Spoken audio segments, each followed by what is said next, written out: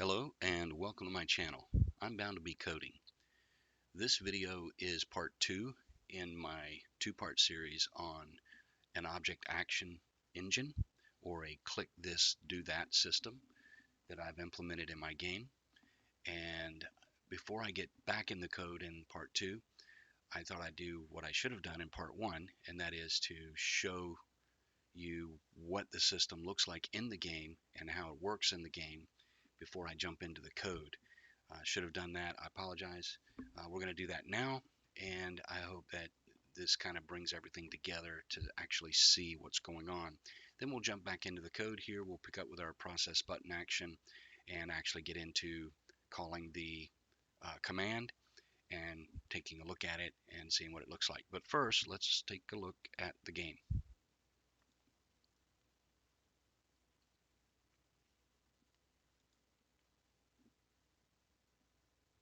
All right, so the idea is that we have a system in the game where when we click on something, we get a list of options that show up here in this button bar, and clicking on the associated button will perform the action that's associated with the object that we have clicked on. I'm going to come up over here and take a look at some of these trees. Most of the actions that I've coded so far have to do with or actions associated with a tree, a flora system. So I want to kind of show you what this is doing. Open up my backpack, and so here we have a birch tree, and if I want to take something off the birch tree, I have these options that are available to me. Now I can study the object, the tree, get some information about the tree, and this just kind of tells me a little bit about the tree, how old it is, when it was when it basically spawned into the game world according to the clock. And I can then proceed to click on these buttons. Each button is tied to a specific action, and once I perform the action, the system will update, and the button list here will update as well. So I clicked on that. I was able to gather 2 short sticks. There were only 2 sticks on the tree, so the option to gather sticks from this tree went away. That's exactly the functionality that I want in this feature. I want to be able to keep this button bar loaded with just the actions that are available for this specific tree. So if I move away, it clears the actions. If I come over here to this pine tree, it tells me that the type of tree, and then I can proceed to gather other things. So that was an attempt to gather a seedling. It snapped off, and so I had to toss it aside. That was a fail. If I try to gather a stick, this one I gathered 1 long stick, and this is gathering resin. So if I attempt to gather resin from this pine tree, the sound plays, the status, and then the result comes back. The resin in that spot is crystallized and crumbled, and it took me 5 minutes to figure that out. Breaking off a bough, the bough was infested with bugs, and you realize you cannot use it, and so we have random results coming back from these actions, sometimes successful and sometimes not. I'll just do a couple of more things. So I got 3 fibers from that tree. So I'm interacting with the objects in the game, and I am adding to my inventory objects that are successful. So this is tapping into my inventory engine and generating objects that are going into my backpack. So if I attempt to pull up this seedling, I have 1 cottonwood seedling here. This is not just a system where when I click on a tree and I click on a button, I'm receiving something. I also have it set up to where if I do have a seedling, I can plant it. So if I click on the seedling, cottonwood seedling, and I want to put it right here where I'm standing, your effort results in a healthy young cottonwood sapling. It took me 20 minutes, but I managed to plant that sapling. So that sapling will now go through the growth stages in the game and will eventually be a full-size tree. So these are basic. This is the basic functionality of the system. The idea is that eventually I want to create commands or actions for any object that I want in my game. And by doing that, I've created a system that is expandable and extensible. I can deal with each type of action in its own code, and but yet the engine itself is supporting the ability to click on an object, determine what's on that object or around that object, perform the action against that object, get a result that if it ends up resulting in a success and I actually obtain something, it goes into my inventory. I can then click on the inventory, and I also have actions, and that allows me to pretty much have a full object action system for my game. So let me stop that, and we will jump back into our code. Okay, so if you haven't seen the first video, I encourage you to please watch it. It'll bring you up to speed on where we are in the code here in explaining the steps that it takes from the UI, the click event in the UI, all the way through the engine and all the way back out.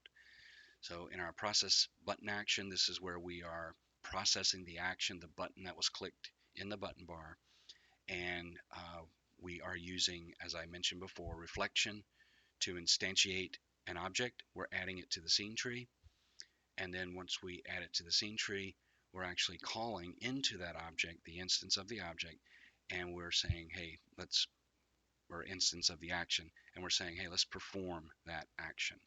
Okay. We're using an interface to identify the three methods that should belong to each one of our action C# scripts.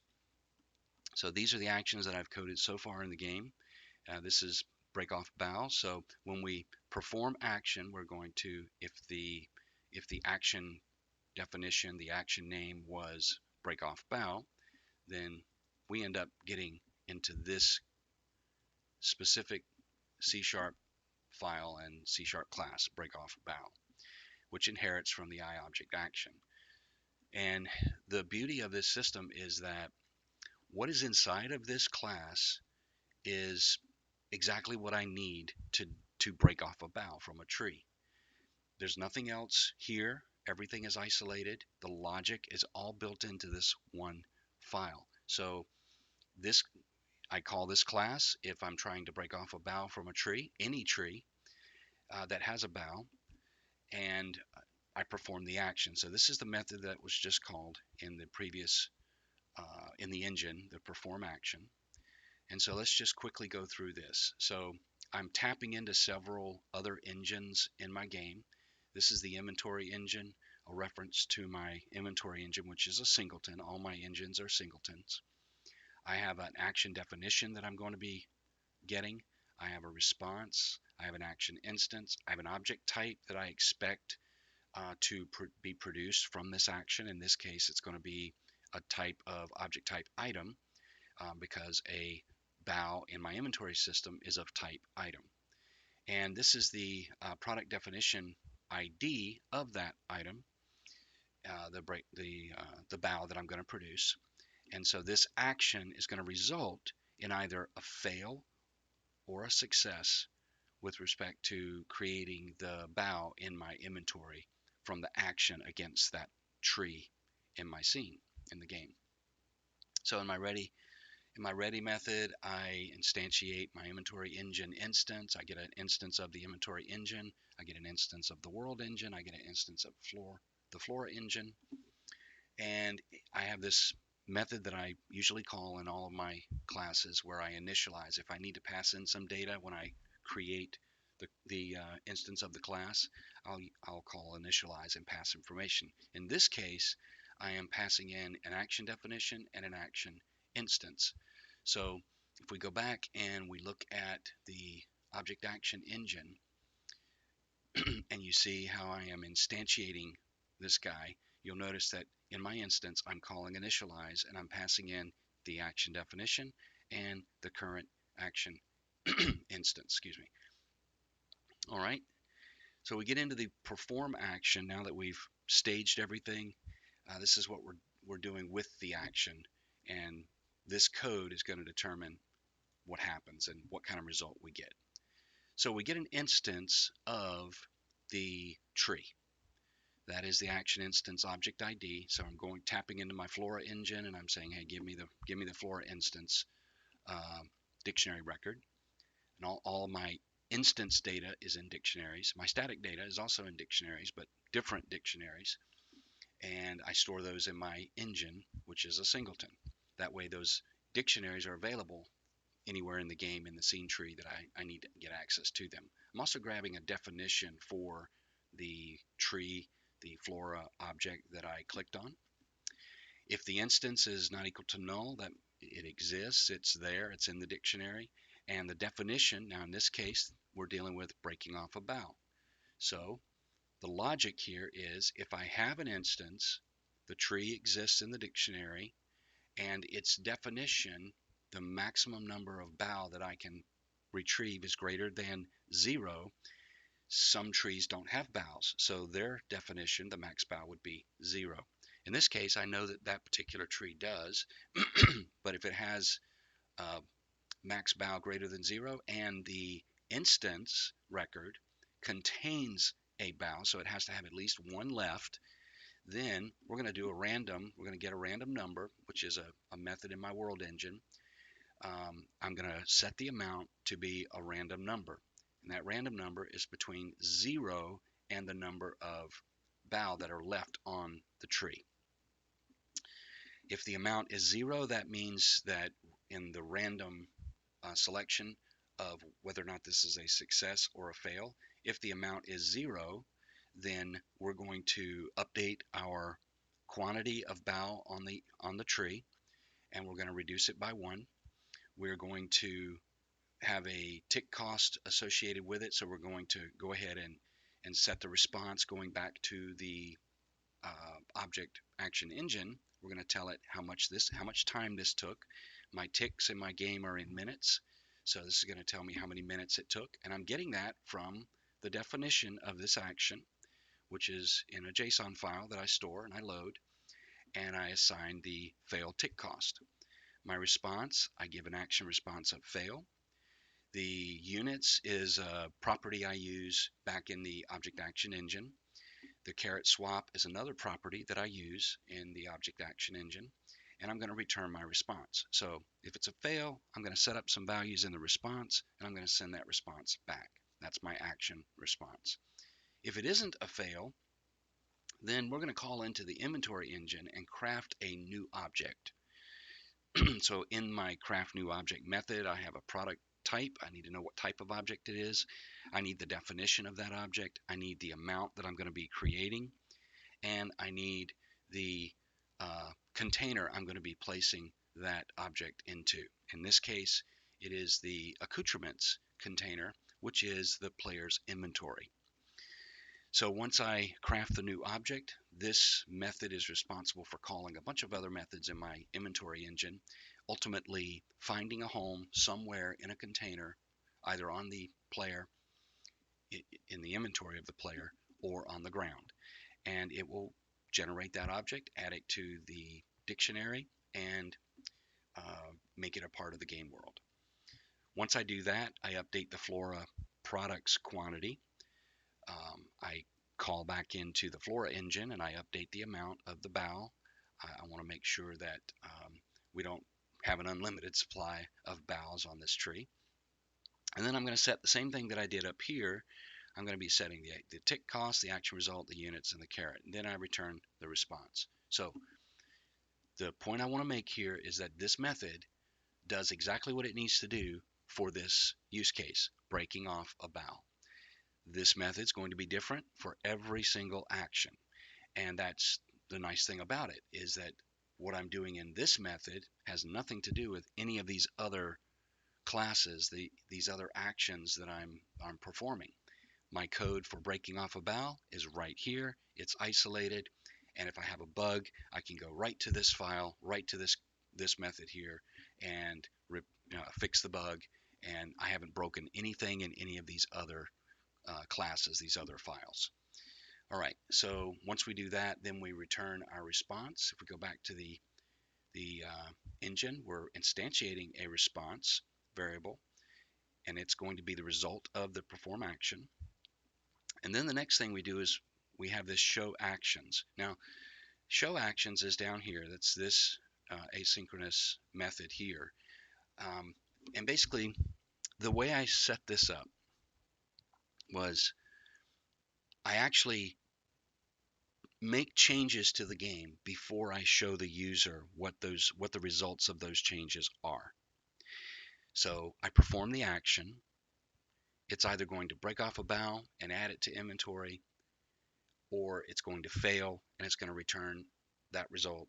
Either way, the action, as far as the engine goes, as far as the singleton goes, and all the other singletons and the data that's in the game, it's already happened.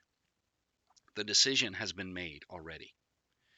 So then, once that decision's made, I want to basically demonstrate to the player what happened. So it's already happened. The player thinks it's happening when they're waiting, when they're watching, when they're looking, when they're listening. But no, the action's already taken place, and I'm just giving them visual and audio cues as to the outcome of those actions. So when we get down here to show action, we're passing the response that came from the perform action here. So we're going to pass that response. We're also going to pass the button ID because we need it in this next method. And then once we do that, once we pass into this method the result, then we remove the child from the tree. Then we call back into the instance, because the instance still exists. We've removed it from the scene tree, but it's still in memory. And that's where we use this third method, queue-free this node.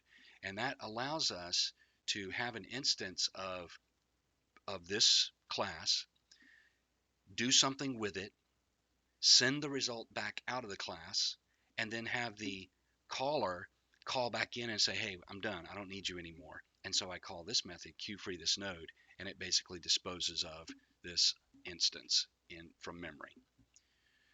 All right, so going back over here to the object action engine, we're going to look at show actions. Now this is where we perform our progress, our sound, our animations, any animations that might be involved. I haven't done the action yet for chopping down a tree, but that will involve an animation, and I'll code that animation here in the object action engine, the singleton. All right, so in show actions, we're getting our response and our button ID. So we're gonna pull action definition. I didn't pass it from above anywhere, so I'm going to go grab it. I can grab it very easily from the action definition dictionary, and I'm going to send out a message. In my world engine, I have the ability to call an event, world engine send message, and give it the message from my definition. Now that comes from the JSON files that I showed in the previous video. And then I build some information that I want to show the user. If you remember, when the action takes place, there is some hovering text that appears above the player and it starts to fade out. Well, I'm building that text here with this list of string. And if so, we've got three possible choices coming out of these actions. We have an action result success, we have an action result fail, we also have an action result not possible. Now, in break off bow, action result not possible is not possible because I did not code that particular action result in break off bow. But it has been coded in other places. So where it makes sense to have a not possible, I have that option available to me. I don't have to implement it because each one of these guys can be implemented any way I want. All I have to do is make sure that I get a result back, and that result can be processed in this show action to give the user the experience that I'm wanting them to have. All right, so here we have our success. So success plays the action sound effect with the progress bar. So I await. I have an asynchronous method here called play sound effect. I pass the button ID, I pass the action response, and there's a third option here, show progress, whether or not I want to show progress with the sound effect. On a On a fail, I may not want to show a sound effect. On a expression from the player character, the sigh or the success or the question sounds that I have in the game that the player makes, the character makes, I may not want the show progress. So that gives me the flexibility to turn it on or turn it off. Um, in this case, for a success, I do want to play a sound effect with the show progress. So I'm setting it to true. So I call into my world engine, I send another message, the success message. I perform a caret swap. That's a method, an extension method on my string where I can swap out that caret swap value from break off bow. That allows me to swap some string value out of that string. So I can change some words in the string on the fly dynamically.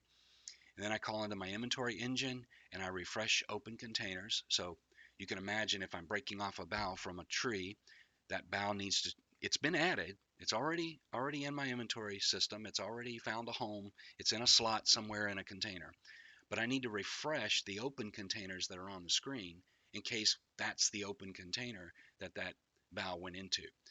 And it is because I had room in my backpack for it. So I'm going to refresh open containers. So this is just an event call into my inventory engine to refresh open containers. And of course, the containers are listening. Those that are open are listening for that event. And when that event is triggered, they will refresh themselves. And then I do an advance of the game clock. So I'm going to take the tick cost coming from my action and I'm going to advance my game clock.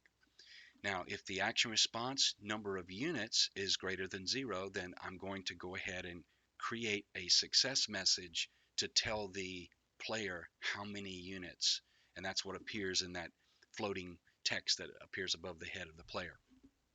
I'm going to add this line to my message, and then I have this world engine send fading status text. This is where I'm actually calling the fade uh, uh, tween and showing the info and setting my action response tick cost so that it shows in the message.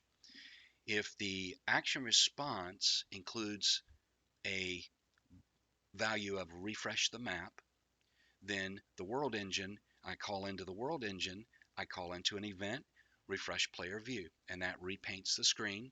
And I have several videos on what I'm doing with my tile map world and how I'm dynamically generating the tile map right now without chunks. And I have learned something in that experiment. I'll just share with you real quick. I have learned that, and I've tried my engine, my tile map engine. I've tried it with characters that move in the physics process or process. I have tried it where the characters just jump from tile to tile. And what I have found, even with the new changes to Godot 4.3 and physics interpolation being added, I found that, if I'm animating my character and I'm using the physics process, I'm going to have stutter. Even in previous versions of Godot, there was just a little bit of stutter. There's more stutter in Godot 4, I admit. I'm not sure if the physics interpolation got updated correctly or maybe to the same level of perfection that is in Godot, the previous version of Godot. But I have found that, and this is basically what I'm going to do. I believe at this point in the development of my game, I'm going to make the character jump from tile to tile, almost like a strategy game. And doing that works perfectly well with the way I've designed my tile map engine. My tile map engine does not have any chunks. I can generate millions of tiles with no chunks. It'll draw the screen, the tiles on the screen every time the player moves. Every tile will get redrawn, and that sounds inefficient, but it actually isn't. I can actually draw the entire screen depending on the zoom level. Each zoom level has its own separate tile map block that it paints onto the screen. I can do that in milliseconds. So I've not had any issues with stutter or jitter when I took my character movement out of physics process, which makes sense, because 60 frames a second or whatever the frame rate is, that's a lot of refreshing the screen. But I don't have to do that, and it looks flawless, and it's moving. The movement isn't jittery at all. So I think for my game, I think I'm going to stick with my implementation of the tile map engine. But if you're interested in any of that, I've got several videos where I go into various methods of creating a procedurally generated tile map world, using 2 or 3 different methods. Feel free to take a look at that. Okay, I'll stop plugging my previous videos and jump back into the object action engine. So if this action requires the refresh of the map, then I call into my world engine to this event, refresh player view, and it refreshes the player view. And then the last thing I do here is I set object action. So I want to reset the button bar to show the new options that are available, and that's what this does. This calls back into step 2 from my PowerPoint presentation, my slide deck, and resets the options. And that's it. We're done.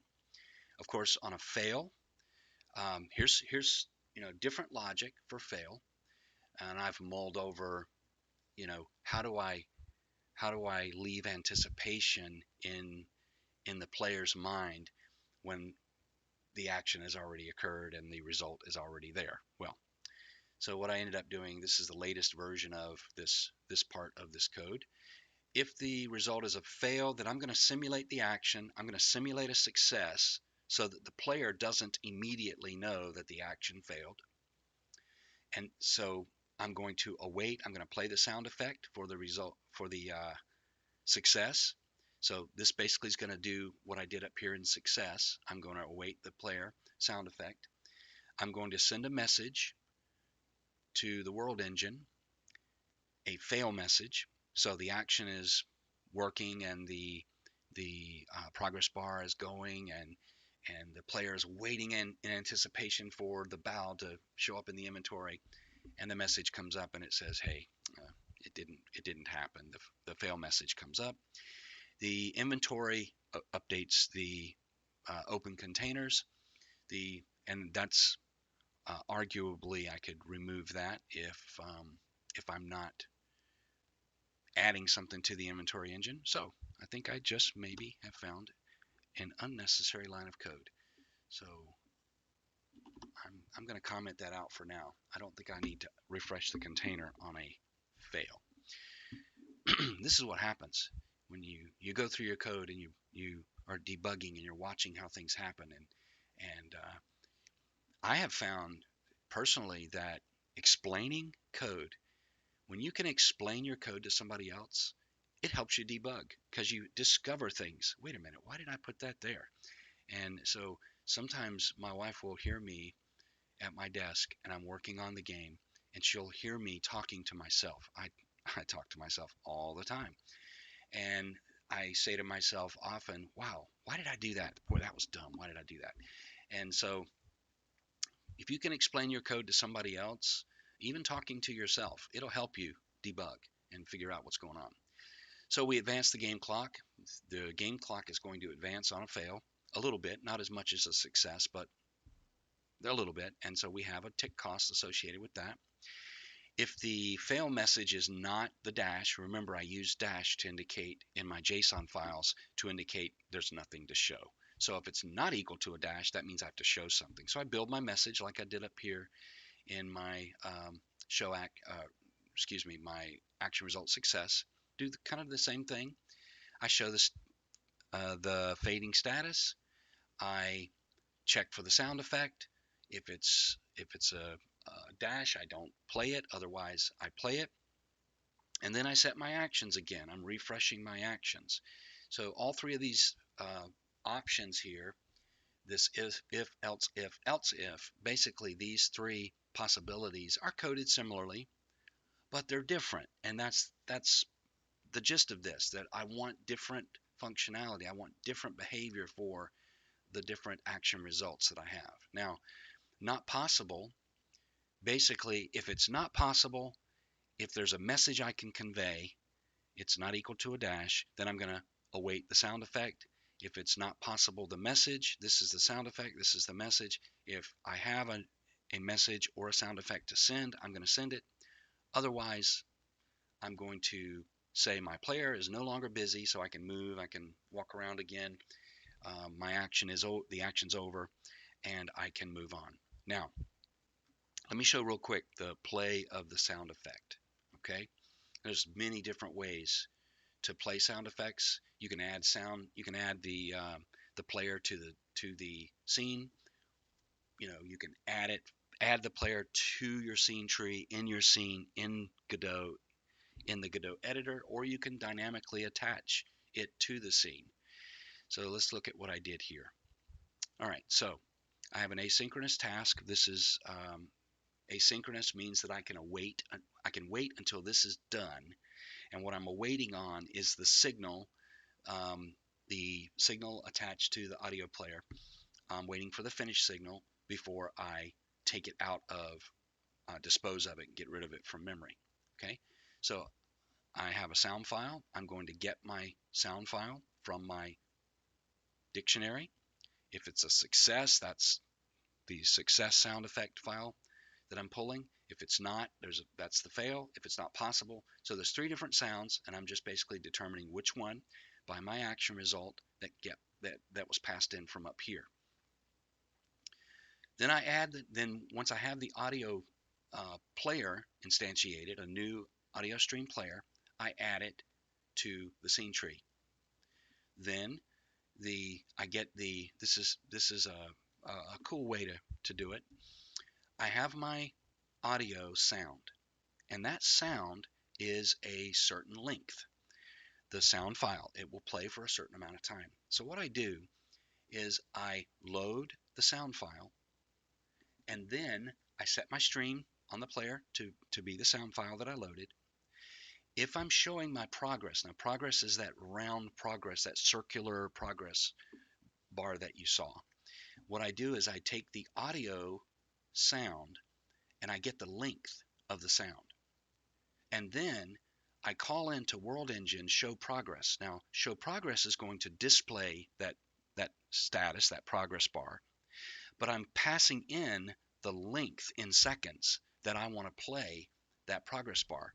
And what this does is this syncs the progress bar to the audio so that it plays just as long. The progress bar advances from 0 to 100 to match the sound that's being played.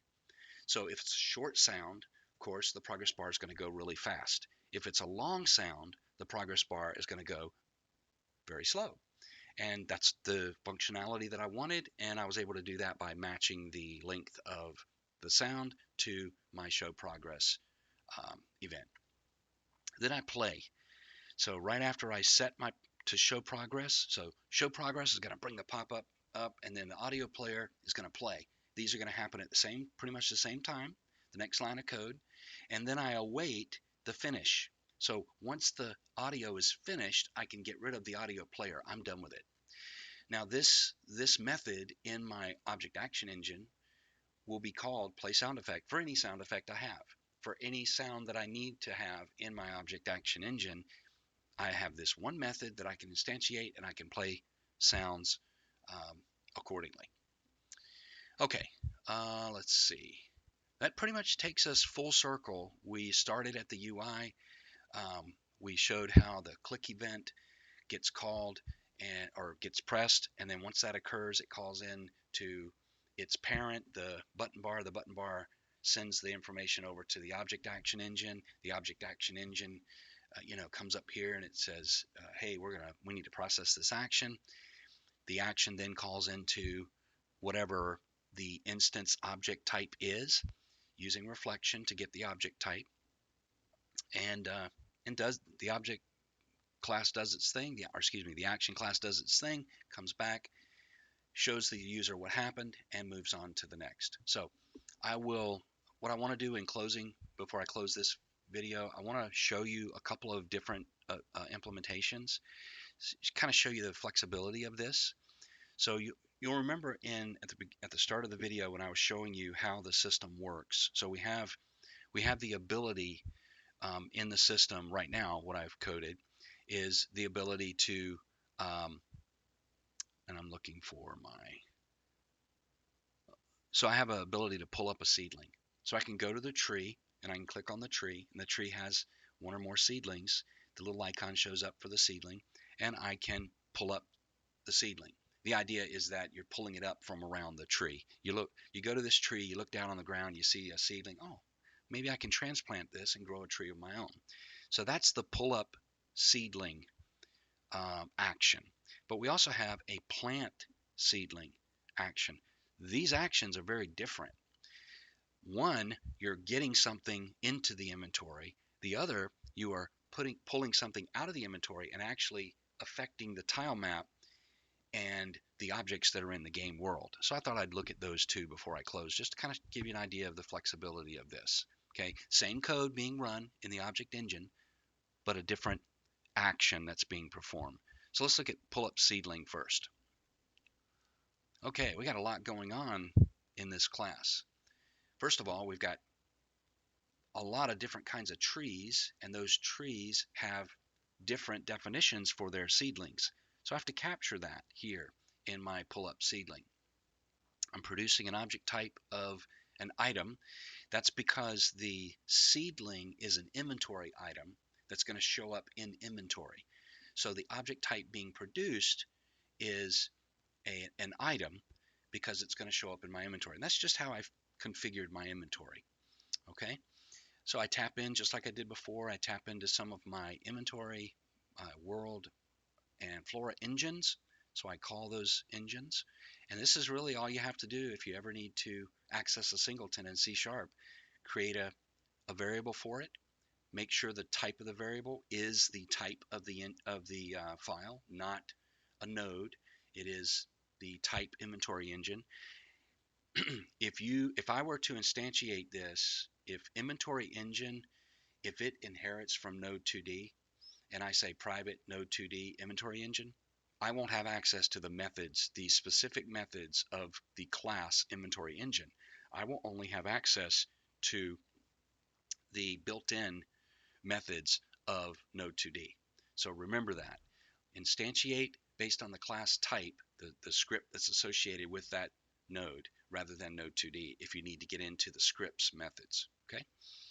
And of course, I'm getting that node here, getting a reference to it. It's a singleton, so I'm always going to be getting the same one. Same with world, same with flora. In my initialization, pretty much the same. I'm getting the action definition, I'm getting the action instance, I'm building my response, I'm starting to build my response. The perform action method, I go in and I get my reference to my object, my tree. I pull the definition. I check if the instance, this is all similar to what we just looked at. If the max seedlings are greater than 0, that means this tree has a seedling or produces seedlings, and instance seedling is greater than 0. So this is my definition data. This is the static part of the tree. This is my instance data. This is the non-static instance part for this specific tree. My seedling, then I'm going to do a success. And in this, you'll note that I didn't do my success based on how many seedlings I had.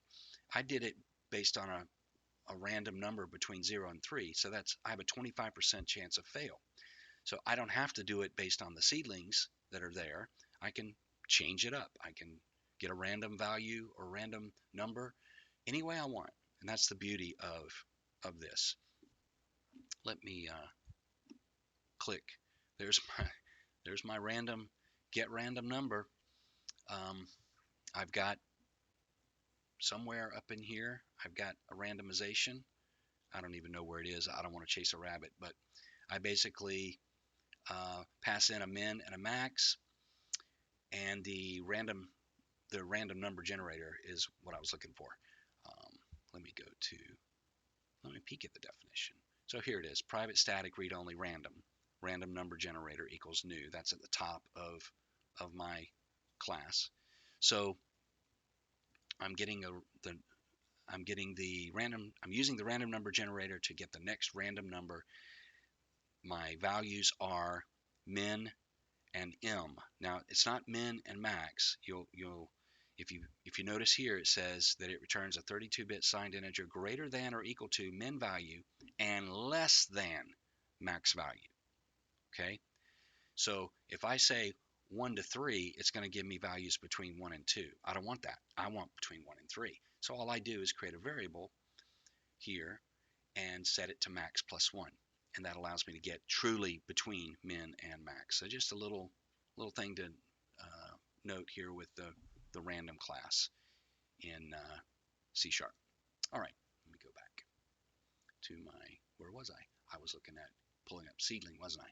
Okay, so if success is 0, that means it failed, and we kind of build everything. If it is a success, so success is not 0, that means we have one. Then I do, well, how many did I pull up? I can get between 1 and the max number that's on that tree. Then I go through the definitions.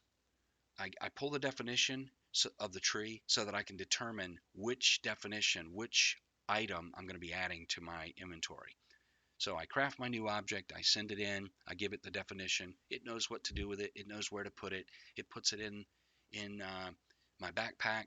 In the case of the accoutrements, which is my inventory system, excuse me, my inventory window is called accoutrements. Accoutrements is an 1820s term. This game is all about life in the 1820s, and I want to use terms that are period specific.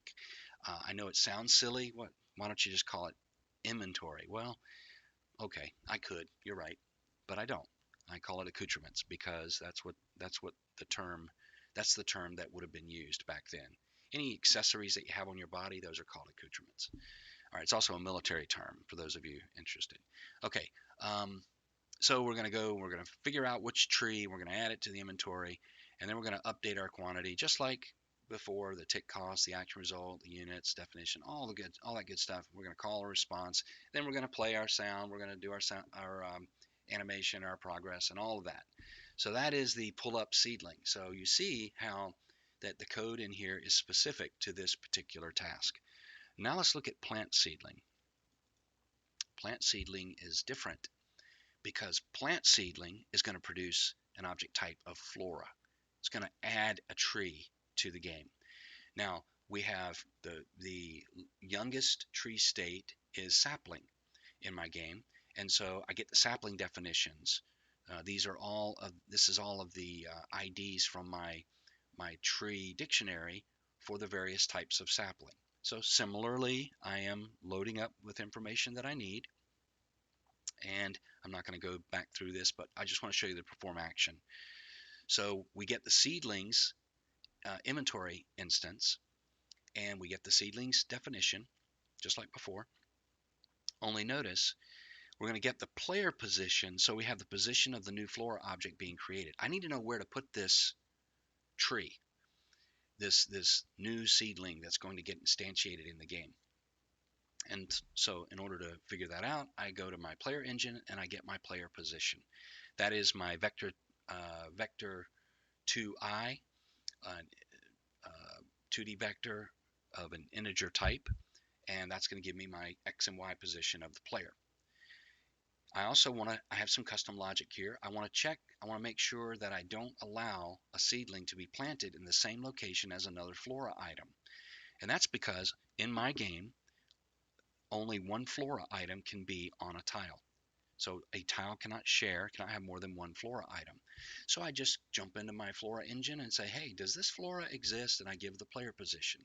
So yes, the key to my flora is a vector 2i because the tiles only can have one tree per tile.